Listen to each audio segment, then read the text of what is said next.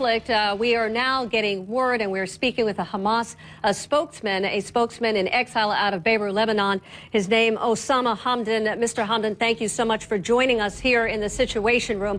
I want to first start off, obviously the Palestinian medical sources now saying that 375 dead in Gaza because of the kind of back and forth between Hamas as well as Israeli forces. What are you willing to do to end the bloodshed? Are you willing to look at and potentially consider a 48-hour ceasefire?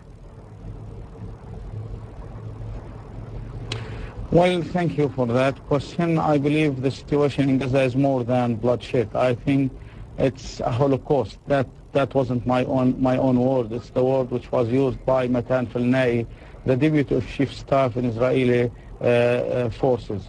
I believe that this Holocaust in Gaza is against the Palestinians. When we are talking about more than 370 Palestinians were killed, most of them were civilians. Even the police, it was a civilian police. There is no way to talk about just a 48 hours of ceasefire. We have to talk about an end for this attacks, Israeli attacks against the Palestinians, and opening all the accesses, all the borders for the Palestinians to have the aid, either it was a medical aid or any other kind of support, and then we can talk about the politics. No one can talk about the politics while there is a Holocaust in Gaza, which is not, I insist, it wasn't my word, it was the words of one of the senior officers in the Israeli army. Israeli officials are saying all that Hamas has to do is to put down the rockets, to shut those rocket factories down. Are you willing to do that, to stop the airstrikes, to stop the attacks from both sides? Well, I think the Israelis are missing an important point. The important point is the occupation. If they want the Palestinians to stop the fight, they have to work in order to end the occupation. For about more than 60 years, the Israelis are occupying our lands. They are killing our people. It's not the first massacre, and I believe it will not be the last one if the Israelis did not bring an end for this occupation. They have to withdraw their troops. They have to stop their military engine against the Palestinians. At this moment, we can talk about some new chapter in the Palestinian situation. Sir, let's talk about that new chapter, because obviously I'm sorry to interrupt, but obviously the Israeli officials are saying that by firing those rockets into Israel, that certainly is not going to move forward in stopping an occupation or moving forward in the peace process. So why fire these rockets into Israel? Clearly you're not getting what you want. Well, it's clear that the Palestinians accepted the ceasefire for 6 months. At those 6 months, the Israelis killed more than 28 Palestinians. There was more than 100 violations against the ceasefire. The closure was 50% of the time.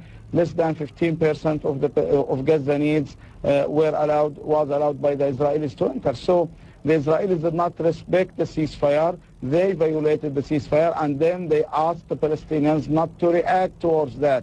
The Israelis are using the most developed weapons against Gaza, and they are blaming the Palestinians for defending themselves. I believe they have to stop this Holocaust rather than asking the Palestinians of stopping defending themselves. The second point, they have to acknowledge that there is an occupation, and they have to accept the idea of ending the occupation. At this moment, we can talk about what are the Palestinians supposed to do. Before that, no one has the right to ask the Palestinians to do this or to do that. So, I believe the international community is supposed to act in order to defend the Palestinians under the occupation. What is next for Hamas moving forward, looking forward here? Because obviously Israeli officials say they will not stop these airstrikes until they are assured that those tunnels are shut down with Egypt and that those rocket attacks will not continue. What is Hamas willing to do? There are some who have said in your organization that perhaps they would consider these suicide strikes like we saw in 2005.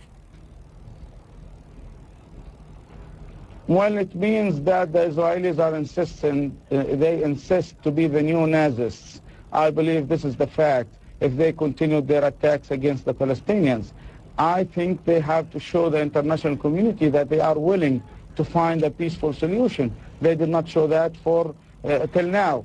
Even the negotiations with Abu Mazen, it's not going well. Even the negotiation with late Abu Ammar wasn't going well. They finally killed him. They put him under the siege and they killed him. Abu Mazen now is under a huge pressure from the Israelis to deny the Palestinian rights. I think the situation is moving in the wrong way. They have to stop that. Ask themselves, if they want to live in peace, they have to give up. They have to withdraw their troops from the occupied Palestinian lands. If they did not do that, the Palestinians will continue the resistance. Not Hamas, maybe other organizations, maybe other people, maybe the new generation will resist. Livni was attacking a few days ago the Palestinians inside Israel. She was attacking them, asking them to leave Israel after 6 decades of saying that Israel is a democratic state. That shows how the Israelis are dealing with the Palestinians, not only the Palestinians in Gaza and West Bank, but even the Palestinians inside Israel who were living for the last 6 decades there. Thank you, Mr. Osama Hamdan. Thank you so much. From the Hamas perspective, we will be speaking with the Israeli ambassador to the United States momentarily. He is under fire and possibly